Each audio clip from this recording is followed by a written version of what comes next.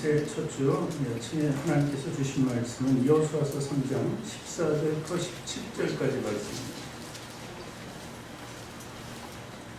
구약 성경이 321년에 기록되어 있습니다. 여호수아서 3장 14절에서 17절까지 말씀.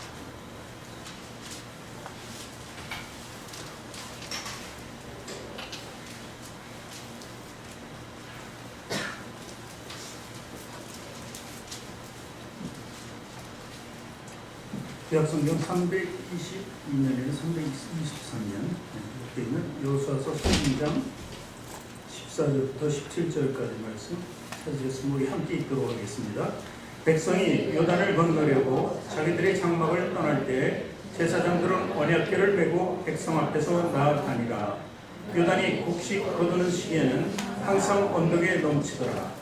배를 맨 자들이 요단에 이르며 배를 맨 제사장들의 발이 물가에 잠기자 곧 위에서부터 흘러내리던 물이 그쳐서 사르단에 가까운 매우 멀리 있는 아담 성읍 변두리에 일어나 한 곳에 쌓이고 아라바이 바다의 여매로 향하여 흘러가는 물은 온전히 끊어지매 백성이 여리고 앞으로 바로 건널세 여호와의 언약궤를 맨 제사장들은 요단 가운데 마른 땅에 굳게 섰고 그 모든 백성이 요단을 건너기를 마칠 때까지 모든 이스라엘은 그 마른 땅으로 건너갔더라. 아멘. 두 손을 가슴에 얹고 저를 따라 고백하시기 바랍니다. 하나님께서는 나를 사랑하신다. 하나님께서는 나를 존귀하게 여기신다. 하나님께서는 나를 축복하신다. 하나님께서는 내 문제를 해결해 주신다. 믿음의 고백이 되셨습니까? 우리 이 시간에 앞뒤 전후에 계신 분들과 인사합니다. 당신을 사랑하고 축복합니다. 앞뒤 전후 전후에 계신 분들과 인사합니다. 새해 복 많이 받으세요 하고 또 새해 인사도 함께 했으면 좋겠습니다. 새해 복 많이 받으세요.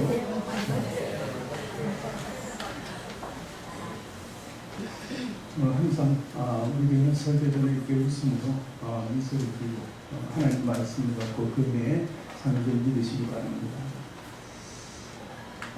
아주 숲이 빽빽하고 우거진 산림 속에서 한 무리의 사람들이 나무를 베고 있었습니다.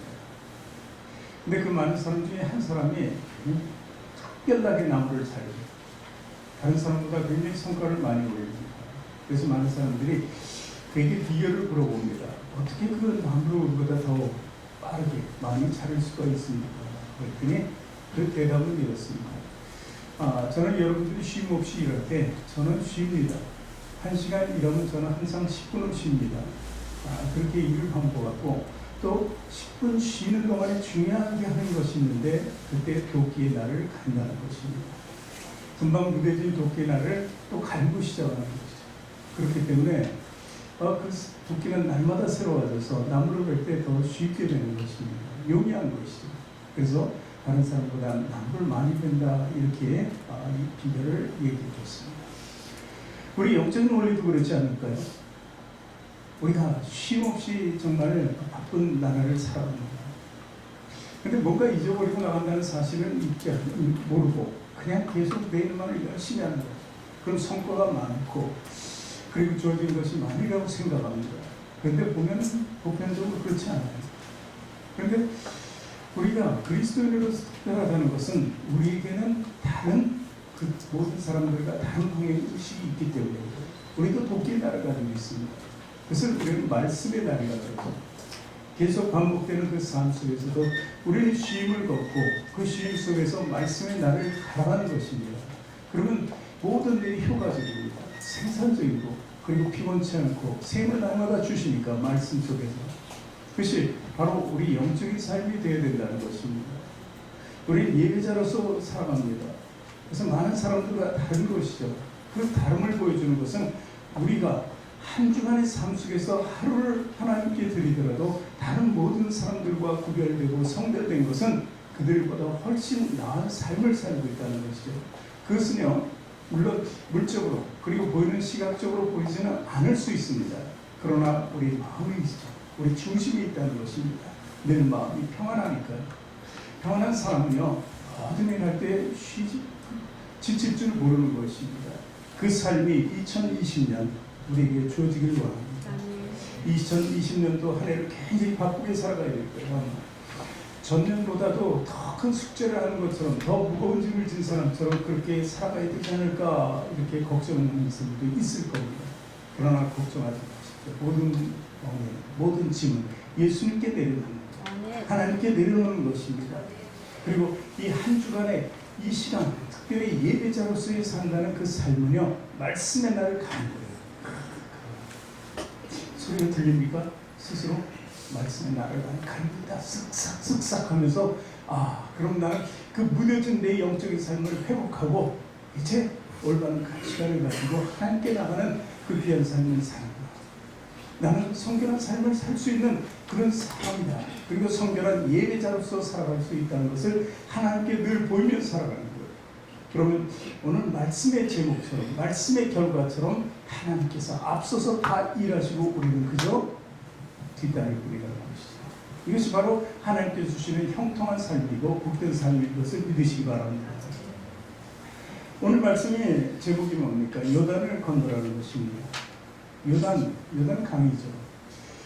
요단은 하나님 나라를 가는데 방해가 되는 것을 얘기합니다. 우리 삶 속에서 의리 방해 요소들이 사실 많거든요. 그런 것 중에 아주 거대한 것 하나가 있다고 보면 되는 거죠. 크리스찬의 올바른 자세, 세를 맞는 저와 여러분의 모습은 이 요단을 건너는 모습이에요. 반드시 우리 필수 불가결하게 건널 수밖에 없는 것이 요단의 강이라는 것입니다. 오늘 이스라엘의 짧은 역사 속에서 우리는 크리스찬의 삶이 무엇인가를 조명해 보기를 원하는 겁니다. 그래서 이 출애굽한 이스라엘 백성들이 광야 40년을 거쳐서 요단에 다다랐을 때 요단을 건너지 않으면 안 되는 그 상황, 그 상황을 우리 상황이라고 한번 생각해 볼 필요가 있는 것입니다. 출애굽이 무엇이었습니까? 애굽의 종살이, 그 종살이에서 노예에서 이제 자유를 찾아 떠나는 것입니다. 그리고 홍해를 가르고 나아갔을 때 참 기쁨을 맛보는 것이죠. 그래서 홍해를 가르고 나가는 이스라엘 백성의 모습을 세례받는 모습, 침례받는 모습으로 비유합니다. 고린도서 10장 1절 2절에 보면 사도 바울이 이렇게 기록합니다. 같이 읽습니다. 형제들아, 나는 너희가 알지 못하기를 원하지 아니하노니 우리 조상들이 다 구름 아래 있고 바다 가운데로 지나며 모세에게 속하여 다 구름과 바다에서 세례를 받고, 이렇게 세례를 받았다. 어떤 신분이 조금 바뀐 것을 알 수 있습니다. 그저 지나가는 사람이 아니라 그것을 지날 때 세례를 받고 다시 거룩한 사람으로 이렇게 한 번쯤 변화된 그 삶이 바로 그 모습입니다. 홍해를 건넌 이스라엘 백성들은 다 그 모습을 가졌습니다. 이제 자유를 찾고 기쁨을 얻었습니다. 그 기쁨의 배가 되는 것은 애국 군사들이 쫓아오다가 자기들을 죽이려고 오다가 다 홍해 속에 수장되어 버립니다. 하나님을 찬양합니다. 그리고 시작된 것이 무엇입니까? 그들의 생활이 광야 생활이었습니다. 뭔가 다른 변화 속에서 정말 축복이 내게 다가오는 것처럼 느꼈지만 축복은 아니고 거대한 광야였어요. 그들에게는 40년이었습니다. 그러니 그 광야 생활을 시작하면서 3일도 채 못 가서 물이 없다고 아우성치죠. 먹을 것이 없다고 또 불평합니다. 이 삶이 광야의 삶이에요. 우리도 그 광야를 지나고 있는 삶 아닙니까? 사실 우리도 세례받고 구원받았다고 다 말합니다. 그리고 예배자로서 서 있습니다. 그러나 우리가 살고 있는 이 땅은 아직 광야입니다. 그리고 비록 광야에서 우리가 살지만 우리가 다른 것은요, 우리는 광야 속에서 주님 주시는 놀라운 평안을 가질 수 있는 거예요. 평안을 가지면은 요단을 건넌 것이고, 평안을 갖지 못하면 아직 그 요단은 장애물 앞에 서 있는 것밖에 되지 않습니다. 그러니까 광야 속에서 왜 계속 시달리고 있는 그 모습이라는 것이죠. 지금 현재 구원의 감동은 우리에게 있었는데 보니까 내 감동처럼 세상도 바뀌어야 되는데 세상 그대로 있고 나만 좀 변한 거예요. 그죠? 세상이 부딪히니까 똑같은 거예요. 오히려 더 실망스러울 수 있어요. 구원의 감격이 있으면 세상을 보고 막 큰 소리 지면서 나는 변했다 하면서 살아가면은 세상에 대해서 승리하고 이길 것 같은데 막상 부딪히니까 그렇지 않다는 거예요. 왜 그러냐면 그 불평과 현실의 삶 속에서 우리가 아직 요단을 못 건넜습니다. 요단 건너기만 하면 우리 부정적인 삶을 고치며 마음의 평안을 가지고 긍정적인 삶을 살며 하나님께 정말 성결한 예배자로 설 수 있다는 거예요. 그런데 그렇게 하지 못했다는 것이죠. 어쩌면 구원의 단계를 보면은 오늘 이스라엘 짧은 역사 속에 보면은 구원의 시작점은 홍해다. 홍해를 통해서 이들이 세례를 받았다. 엄청난 변화를 한번 받았어요. 받고 나서 광야가 쭉 연결되어 있는 그 삶을 살아갑니다. 지치고 힘들고 고달프죠. 그런데 그 광야의 끝은 어디라고요? 요단인 거예요. 그 요단에 지금 와 있어요. 광야의 끝에 와 있다. 광야의 끝은 그러니까 하나님 나라의 경계라고 볼 수 있는 거예요. 그러니까 하나님 나라가 어디 있다고요? 저 위에 있다고요? 아니, 너 마음속에 있다. 내 마음속에. 이 내 마음속에 있는 것을 발견하고 그 마음속에 평안을 유지하려면 어떻게 돼? 그 요단을 건너야 되는 거예요. 요단을 건너지 않아요. 근데 요단이 만만치 않잖아요, 지금. 우리는 요단, 광야라는 섬과 그리고 세상적인 삶에서 벗어나기 위해서 요단을 필수적으로 건너야 되는데 계속해서 우리 모습을 보니까 그 삶에서 벗어나지 못해요. 내 육신의 삶 때문에 많이 걸리는 거죠. 그리고 세상과 많이 타협하면서 이 길을 가고 있는 거예요. 광야 생활에 이렇게 타협을 하기 위해서 애쓰던 이스라엘 백성들이 계속해서 진리를 받잖아요. 때로는 심판을 받잖아요. 우리 성경 속에서 그 모습을 보는데 우리는 그러지 않으리라 생각하는데 우리도 역시 그러고 있다는 거예요. 내 스스로 그렇지 않아 그러면서 합리화시킬 뿐이지 똑같은 삶을 살아갈 때가 너무도 많습니다. 그래서 우리는 요단을 건너야 돼요. 요단을 건너야만 은혜의 방해 요소를 제거하고 우리 삶이 은혜와 축복의 삶으로 바뀐다는 것이죠. 오늘 본문 말씀에서 보면 요단을 건너는 방법이 인간적인 방법이나 이성적인 방법이 아닌 것을 이야기하고 있습니다. 제방을 쌓으면 되죠. 우리가 좀 시간 걸리더라도 제방을 쌓자. 뚝을 싸서 막자. 사실 요단이 그렇게 넘실거릴 때가 많지 않습니다. 이때가 넘실거릴 때요.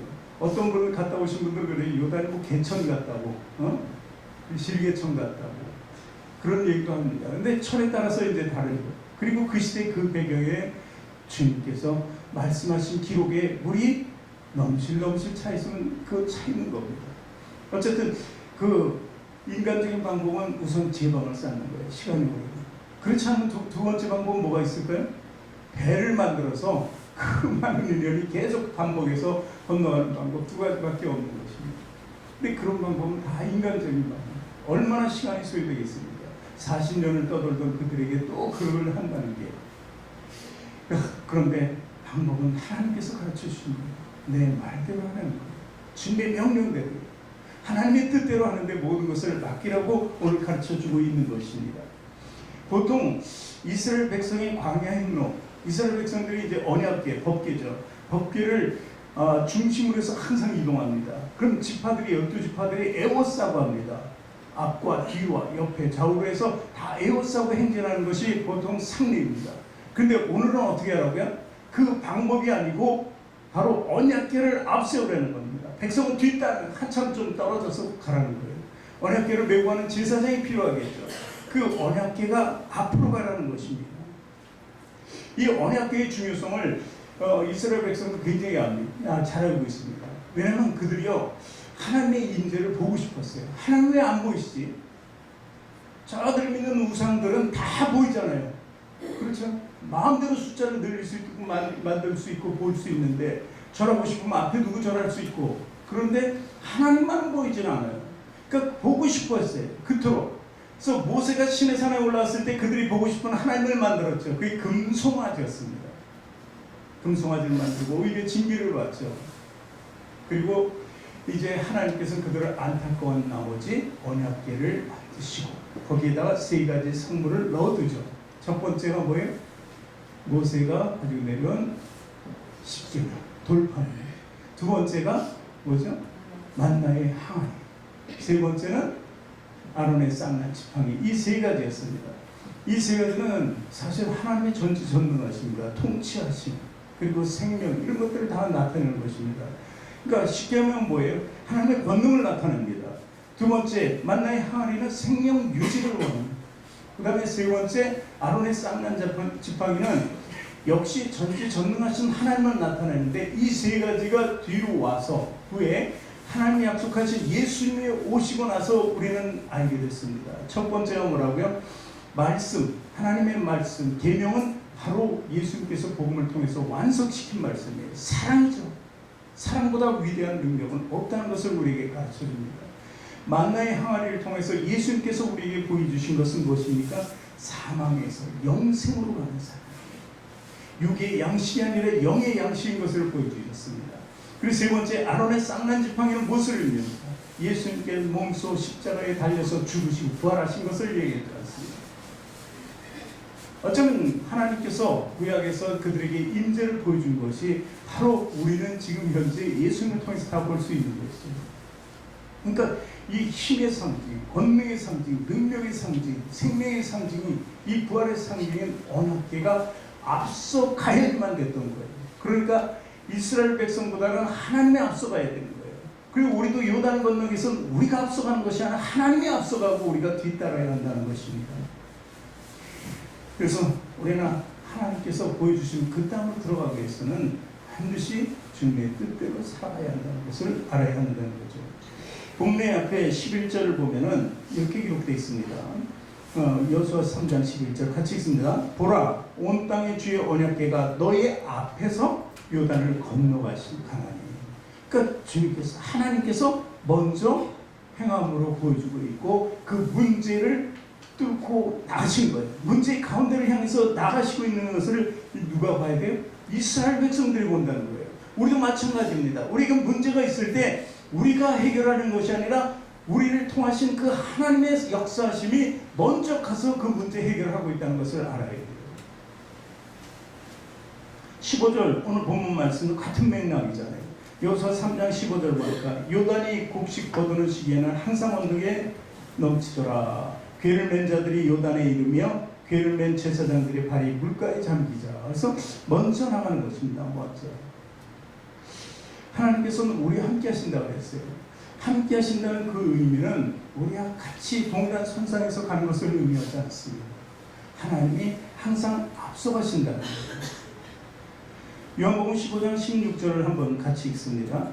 너희가 나를 택한 것이 아니요 내가 너희를 택하여 세웠나니 이는 너희로 가서 열매를 맺게 하고 또 너희 열매가 항상 있게 하여 내 이름으로 아버지께 무엇을 구하든지 다 하게 하려 합니다. 열매와 그 무엇이든지 구하는 모든 것 어떻게? 누가 먼저 일하신다고요? 하나님께서. 어떻게 할 수 있어요? 너희가 나를 택한 것이 아니라 하나님이 우리를 먼저 택했다는 거예요. 우리 구원은 우리가 먼저 이룬 것이 아니라 하나님께서 이미 먼저 이룬 것이에요. 그러니까 모든 것이 하나님 먼저 하신다는 거죠. 그리고 우리 모든 삶의 우리의 축복이나 풍요나 우리가 원하는 형통의 삶은 다 하나님은 먼저 가셨기 때문에 되는 거예요. 우리 힘으로 우리 능으로 이루어지지 않는다는 것입니다.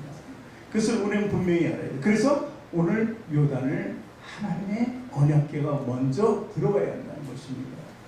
그 가시적인 하나님의 임재가 먼저 들어갔을 때 그 뒤따르던 이스라엘 백성은 그것을 믿고 감격하고 감동하는 것입니다. 왜냐하면 젖은 땅이잖아요. 물이. 그 땅이 마른 땅으로 변했다는 사실이죠. 이제 우리는 이 짧은 역사의 이 여호수아서를 보면서 2020년을 이제 변화된 삶을 살기 원해요. 내 고집, 내 지혜, 내 이성, 내 판단, 그리고 그것도 모자라면 합리적인 삶을 막 추구하는 우리 모든 것을, 이런 것을 버리고 완전히 변화시키고 또 하나님의 뜻에 맡기는 삶을 살아가야 한다는 것이죠. 이제 하나님이 먼저 가셨다. 하나님 문제를 해결하고 계시다. 해결하고 계시다는 것은 이미 해결되었다는 것을 의미하는 것입니다.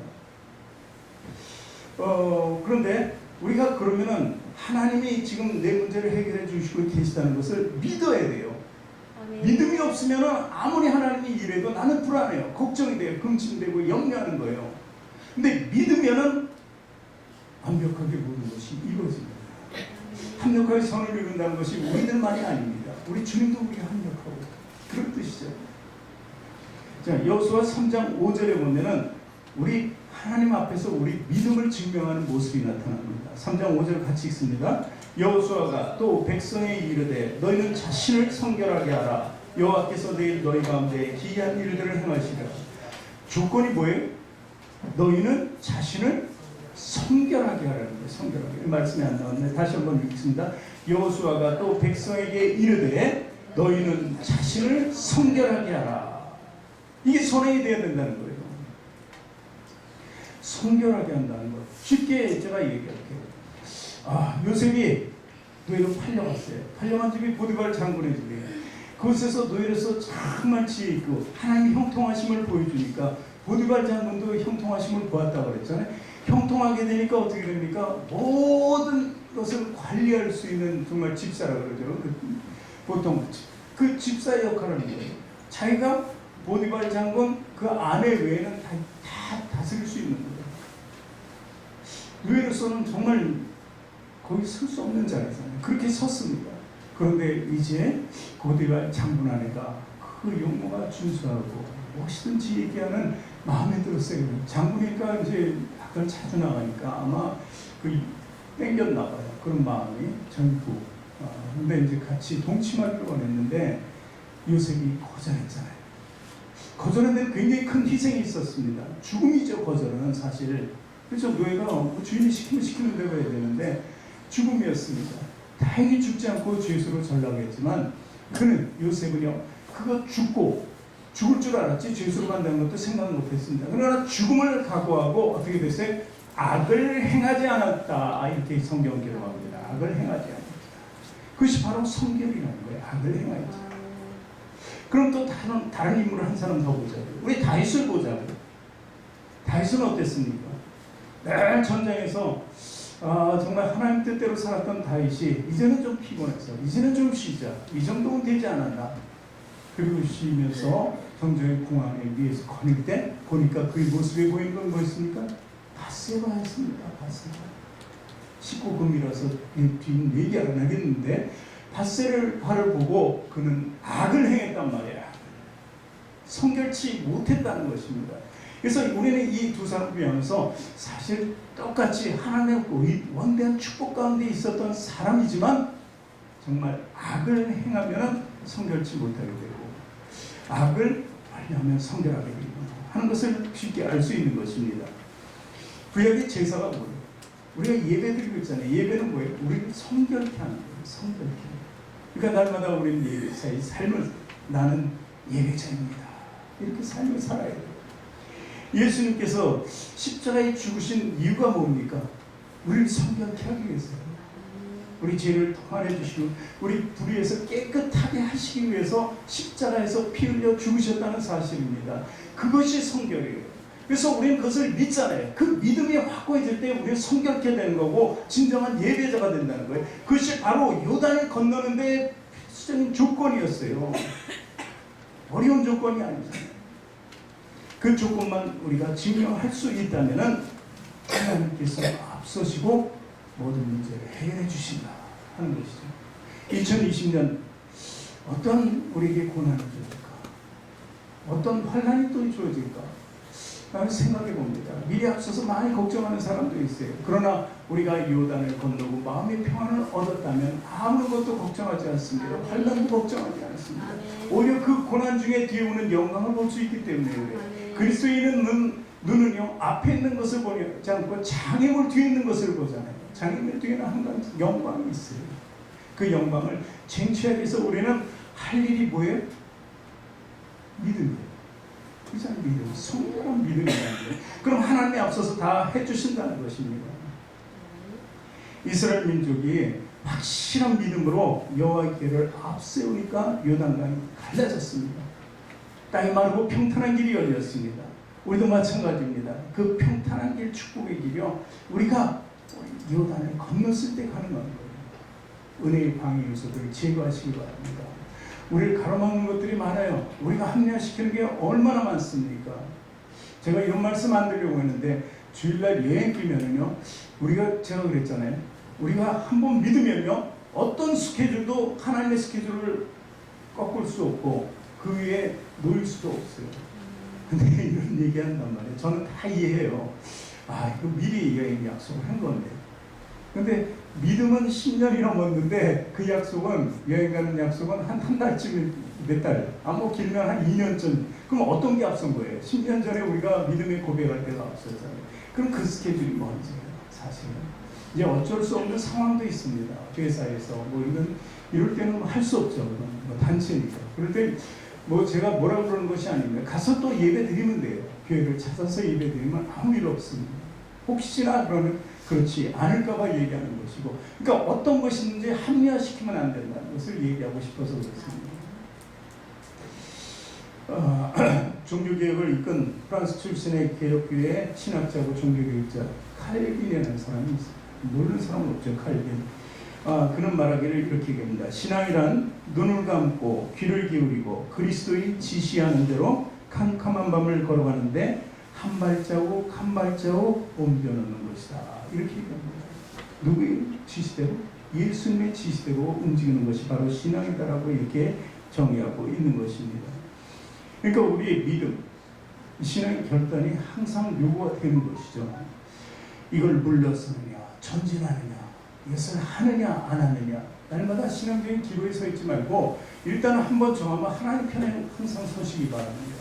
그래야만 2020년은 우리가 살아온 해와 달리 더 성공적인 삶을 가치 있게 살아갈 수가 있게 된다는 것입니다. 자신의 세상적이고 육적인 유익과 환경, 이런 것 생각하지 마세요. 오직 믿음으로 결단하시기 바랍니다. 오늘 말씀에서 또 한 가지 중요한 것이 있습니다. 그것은요, 우리 3장 10절을 한번 읽어볼까요? 여호수아서 3장 10절 같이 읽습니다. 또 말하되 살아계신 하나님이 너희 가운데 계시사 가나안 족속과 헷 족속과 히 족속과 브리스 족속과 기리스 족속과 아모리 족속과 여부 족속을 너희 앞에서 반드시 쫓아내실 줄을 이것으로 너희가 알리라. 사실 가나안을, 요단강을 건너도 이들이 도사리고 있었어요. 가나안 땅이었기 때문에. 가나안 땅이 빈 땅이고 적과 꾸리는 아주 아름다운 땅을 하나님께서 만들어 놓으신 것이 아니에요. 엘림처럼 이렇게 만들어 놓은 것이 아니에요. 거긴 아직도 강을 건너도 산 넘어 산이라고 해서 7부족이 있었던 거예요, 가나안. 그런데 요단강을 건너면서 그들이 확신할 수 있는 것은 저기 있잖아요. 이것으로서 너희가 알리라. 뭐를? 반드시 쫓아낼 줄을 이것으로서 너희가 알리라는 거예요. 요단강을 너희들이 믿음으로 성결하게 건넜을 때는 이 나머지 7부족은 그건 밥밖에 안 된다. 아무 일도 아니라는 거예요. 이미 하나님께서 다 그들을 쫓아내실 거예요. 이런 믿음이 있어야 된다는 거예요. 그러니까 그들의 미래는 어디 있냐면 사실 결과적으로 가나안 정복인데 그들의 미래에 있는, 사실 이 여호수아와 갈렙이 12정탐꾼에 포함돼서 이 가나안 땅을 먼저 봤어요. 근데 이 10사람은요, 큰일 났다. 저들 네피림 같다. 거의 이고 힘이 엄청 세다. 우린 큰일 났다. 그러면서 막 옷을 찢고 통곡했어요, 이스라엘 백성들이. 근데 이 두 사람은 아니다는 거죠. 하나님께서 붙이신다. 그들은 우리 먹이다, 밥이다, 이렇게 얘기했잖아요. 근데 그 족속들이 얼마나 무서운 족속이었습니까? 근데 그것을 생각하는 그 편견을 완전히 깨버리는 게 요단의 강이라는 거죠. 요단강만 건널 수 있다면, 하나님이 건너시게 한다면, 홍해의 이적을 또 한 번 보여주신 거죠. 비슷한 모습으로. 근데 왜 보여주셨을까요? 홍해를 본 사람들은 다 죽었어요. 그렇죠? 여호수아 갈렙 빼놓고는 다 죽고, 지금 요단을 건너는 사람들은 2세대예요. 애국을 잘 몰라요. 광야에서 태어났거나 그래서 그 사람들이 건너기 때문에 한 번 더 하나님의 전능하심을, 권능을 보여주는 거예요. 그러면 그 7부족, 너희들이 생각하는 7부족이 아니다. 내가 다 쫓아내겠다 하시는 것입니다. 그러니까 믿음으로 요단강을 건넌다는 것은 앞으로 미래에 주어지는 모든 환난과 그런 고통과 그런 역경을 이겨낼 수 있는 힘을 주시는 것입니다. 그리고 적과 꾸려는 땅, 누가 있든 간에 그 땅은 하나님께서 변화시켜서 우리의 평안을 주는 삶으로 바꿔주는 토지가 된다는 것입니다. 이 삶을 하나님께서 저와 여러분에게 주시길 원해요. 그래서 2020년도는 우리가 철저히 믿음으로 성결한 삶을 사는 예배자가 되기를 원합니다. 그래서 하나님을 늘 앞세우고 임마누엘 예수님과 동행하면서 성령님의 보호하심을 받고 나가잖아요. 그 삶이 우리에게 주어질 때 우리는요, 내 눈으로 보는 내가 아니에요. 내 눈으로 보면 나는 왜 아직도 이렇게 살고 있지? 그런데 아니죠. 영적인 눈으로 보면 내 삶이 어때서? 그렇잖아요? 그렇게 바뀌게 되는 거예요. 내 안이 풍요하고 풍족하고 은혜가 넘치고 감사가 넘치는데 뭐 어때서? 이렇게 자신을 오히려 과시하면서 하나님께서 높이 평가하시는 그 삶의 기준에 우리가 올라서게 된 거예요. 그래서 위대하고 가치 있는 크리스찬이 된다는 거예요. 다른 사람들이 보기에는 너무나 훌륭하게 보일 수 있는 거죠. 그게 그 삶이 저 여러분의 쟁취하는 놀라운 은혜가 있기를 원합니다. 그래서 올해는 2020년에는 요단을 건넙시다. 요단만 건너면 됩니다. 그러면 우리 앞에 어떤 장애물이 있어도 다 이겨낼 수가 있습니다. 우리가 이기는 것이 아니라 누가요? 하나님께서 이미 다 해놓으신 것입니다. 그 삶이 저와 여러분에게 충만하게 주어지길 주님의 이름으로 간절히 축원합니다.